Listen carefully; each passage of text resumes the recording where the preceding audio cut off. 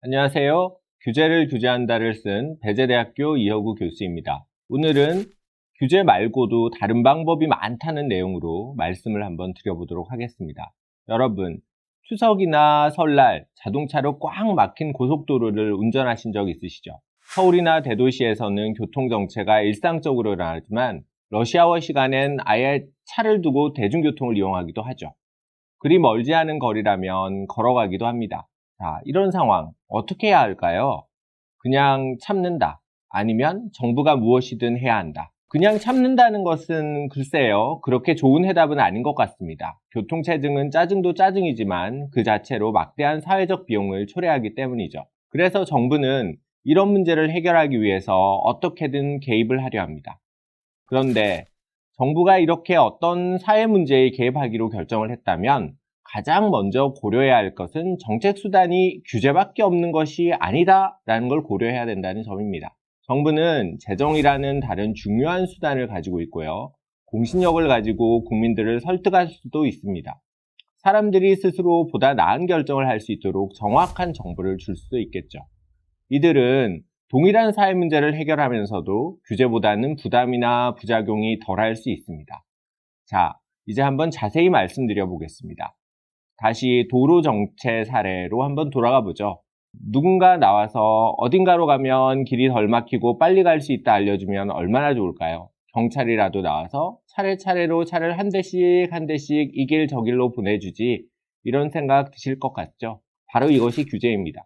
경찰이 한 대씩 한 대씩 가야 할 방향을 정해 지시해주면 금방 도로가 깨끗하게 정리될 수 있습니다. 이 방법, 엉킨 도로의 정비는 잘 될 수 있겠죠. 그러나 한 가지 문제가 있습니다. 경찰이 나서서 통행을 제한하면서 누군가에게는 불편함을 감수시킬 수 있기 때문이죠. 그런데 다른 방법도 있습니다.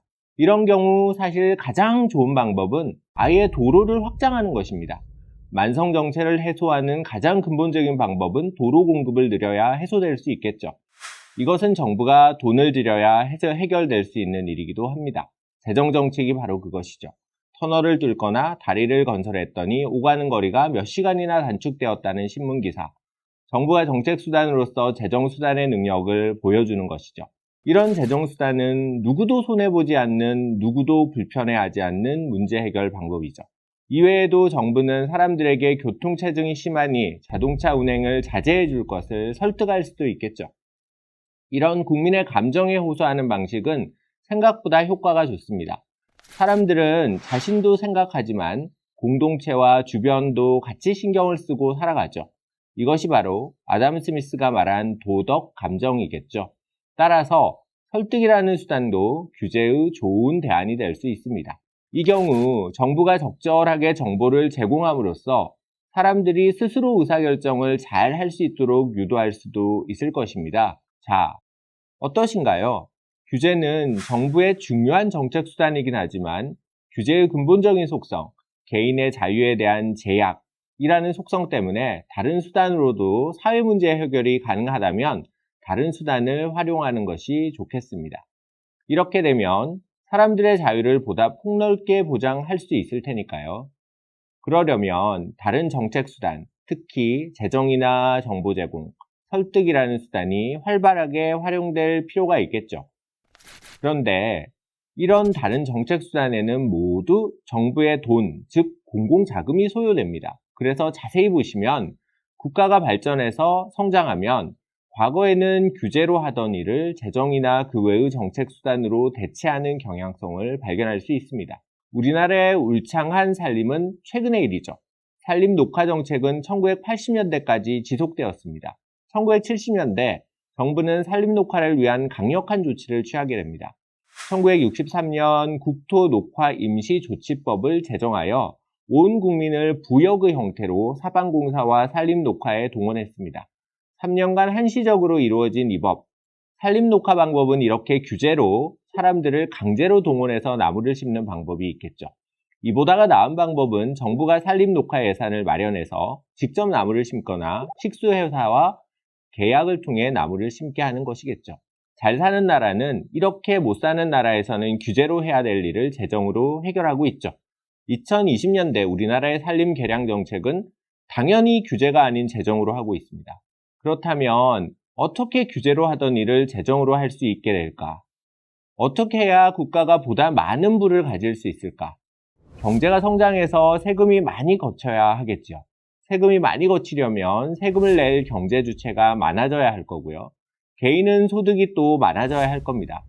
무엇보다도 기업이 많아져서 법인세도 많이 내고 개인이 취업해서 소득을 얻는 일자리도 많아져야 되겠죠. 기업이 많아지려면 다른 요인들도 있겠지만 역시 불합리한 규제가 없어져야겠죠. 규제를 규제한다. 이게 필요한 거죠. 기억나시죠? 1994년 물 판매 금지를 허용한 규제 개선만으로 25년 만에 1조 원의 물시장이 생겼죠. 이런 큰 시장이 생기면 기업도 많이 생기고 일자리도 많아지겠지만 세금도 많이 거치겠죠. 이런 세금으로 정부는 다시 사방사업과 산림녹화를 규제로 해결하는 것을 재정으로 해결할 수 있게 됩니다. 여기에서 우리는 왜 규제 관리가 중요한지 알 수 있습니다. 다시 규제 말고 다른 방법도 있다로 한번 돌아가 보죠. 이번에는 보험입니다. 대형 화재 후에 정부는 다양한 규제를 도입을 모색하게 됩니다. 빌딩이나 건축물에 대해서 정기 검사를 하고 건물마다 소화기와 화재 경보기를 설치하고 신축 건물의 방염제를 의무적으로 사용하도록 할 수 있겠죠. 그리고 실제로 정부는 이런 규제가 지켜지고 있는지 소방서나 시군구 관료를 통해서 점검하기도 합니다. 자, 문제는 이런 완벽한 규제 체계에도 불구하고 가끔은 사고가 날 수밖에 없죠. 사람의 실수도 있고 천재지변도 있겠죠.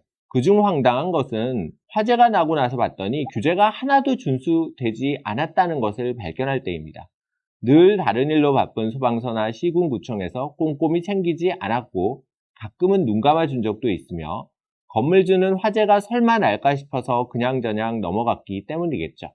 규제 도입이 만사가 아님을 보여주는 이런 사례 참 많죠.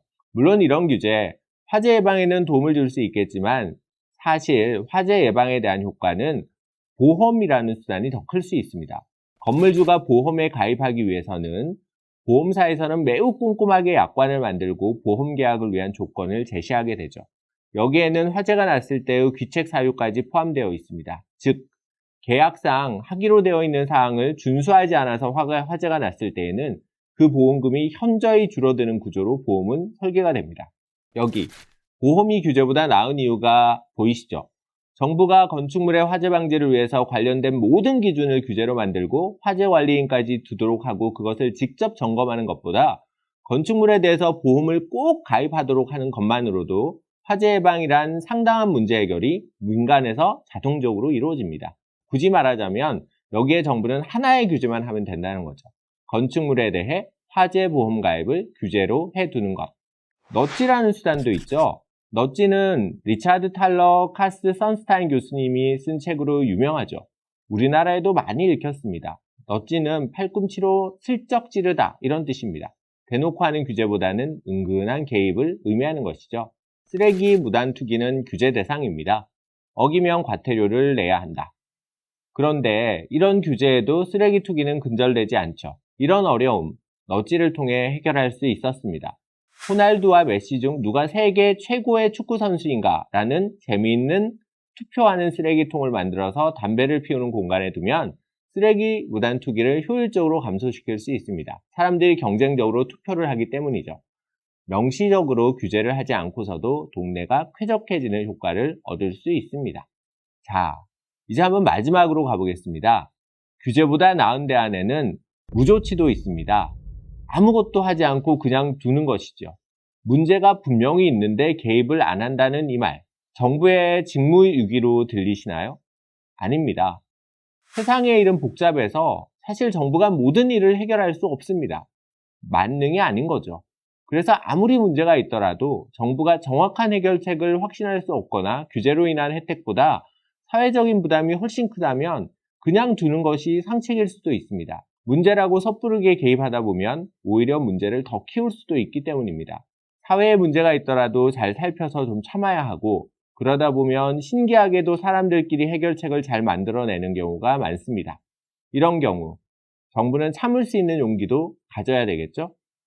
자, 지금까지 규제 외의 다양한 정책 수단에 대해서 살펴보았습니다. 정부가 어떤 사회 문제를 접근할 때 자신이 가진 여러 정책 수단을 살펴서 적재적소에 이를 활용하는 것은 매우 중요하겠죠. 특히 규제라는 정책 수단을 주로 사용하는 정부와 규제와 다른 정책 수단을 적절히 잘 활용하는 정부는 직구만 가진 투수와 다양한 변화구를 가진 투수만큼이나 수준 차이가 나죠. 규제보다 나은 대안이 많으니까요. 오늘은 이것으로 마치도록 하겠습니다.